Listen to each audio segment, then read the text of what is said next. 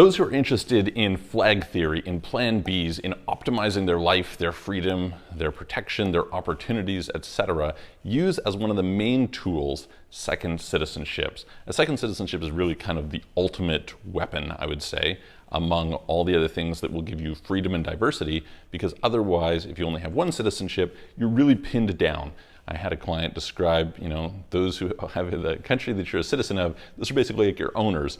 And so, if you're only on one grid, that's a problem. This is a conversation I was interviewed recently on a podcast, and we were discussing the subject of being off the grid versus being on many grids, right? And the ideal is to be on many grids because you get optionality, you can improve your quality of life, not decrease it, and you can be in a situation where, as the world changes, you can be flexible with what's going on as opposed to being locked into one solution.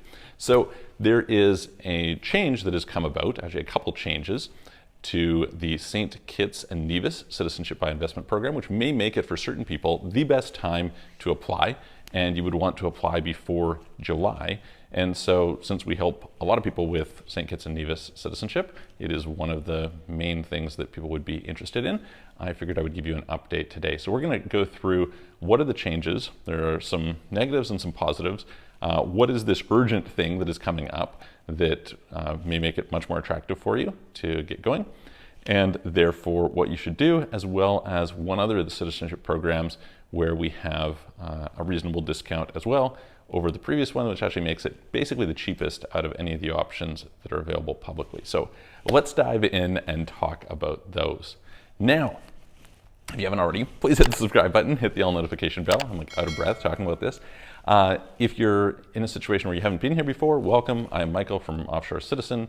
We are international tax, cross-border, multidisciplinary, multidimensional, multi-jurisdictional experts in the field of international tax optimization, global strategies, etc., helping people to relocate abroad, to relocate their companies abroad, to do business in other countries more efficiently, to save taxes, and to figure out all the nuances between different areas. The area that, usually when you're talking to an accountant or a lawyer, there's somebody who just knows one country, whereas we are experts across many countries and how they interact with each other.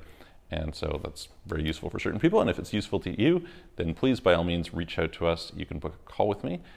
I'm happy to kind of review your individual circumstances. Here we try to put out lots of great information, but the reality is it's not personalized to you. So the best thing is to get personalized advice based on your situation, and then we can tell you what is the best solution to go with accordingly. So if you're interested in that, please book a call, calendly.com/Michael-Rosmer. We have a link in the description below, or you can send a message through offshorecitizen.net, and we will be happy to help you there. Okay. So what is the update for St. Kitts? So they did a few different things. They got rid of the head of the program, Les Khan. They replaced him with somebody else. They went and they brought in a new set of discounts, which are taking place until July. So normally, for those who are not familiar, St. Kitts has a donation option for $150,000. Then you have kind of extra fees on top of that. And if you add extra people into your application, then there's extra cost accordingly. The normal donation of $150,000 has been reduced to $125,000, which is great. For anyone who is interested in getting in, you're going to save yourself about 25 grand compared to what you would do before, but only until July. So again, reach out to us if you're interested in that. You can send us an email, and we're happy to kind of go through the process, explain to you what's going on, etc., see if that's the best option for you, let you know all the details, and help you out if you need it. Now, that's the first thing, is decrease in cost for this period of time. Now, unfortunately, they have pushed off what was called the alternative investment option. That was somewhat attractive. We were doing a bunch of those, and they got rid of that, rolled it into something new, which is the public good investment option. But that's not really kind of out there yet, so it's unclear how that's going to play out. And they seem to be pushing the donation option much more than the real estate option. They've done some things to try and tighten up on the real estate side. So if you were somebody who was interested in the real estate side or the alternative investment option, not such a good thing for you. We'll see what this public good investment option ends up being, whether it's attractive for people or not. It could end up being perfectly fantastic, but we don't know, as there aren't really a lot of attractive options out there. In terms, basically, we have to invest in one of these particular public goods, and so we'll see how those play out. But in the meantime, definitely great to be able to take advantage of the discount. The other thing that is available is we can get very good pricing right now on the St. Lucia program. So it's cheaper than any of the other programs that we've done at the moment. Basically, the normal donation across Dominica, Antigua, and St. Lucia has been 100,000 donation plus fees. The fees would realistically take you, up to 120 plus thousand in most of these cases, depending on what all is bundled in there and who you're doing it with and things like this.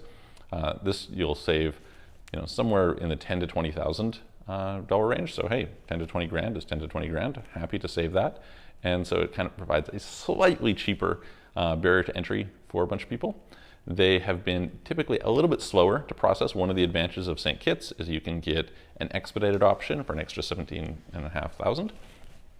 This one's a little bit slower and the documentation requirements are a little bit stricter. It doesn't work for everybody, but this being said, it is one that's been much more popular lately just because it's become more relatively attractive when it comes to price. So St. Lucia, we're helping some people with. We still help with Dominica and Antigua, and actually I just sent one off for Vanuatu today, etc. So all of them are available if you need help, but the two opportunities right now are really getting in with the low price St. Kitts or getting in with the lower priced St. Lucia. So let me know if you need any help with that. If you have any questions, put them in the comments below, and I will look forward to seeing you on the next video.